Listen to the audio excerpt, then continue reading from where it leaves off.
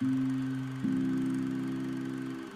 anyone lacking direction, this is a time for deep introspection, for you are a divine reflection of your limitless potential, and your lack of direction is simply a reminder of that.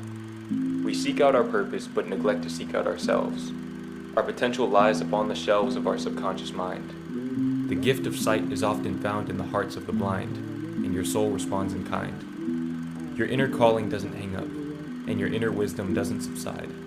It's you and your traumas that gatekeep the guides from revealing your gift. Do not overlook this paradigm shift, for it enables the expression of the deepest of essence.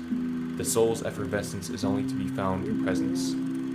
This profound revelation may not register initially, for our minds tend to comprehend superficially.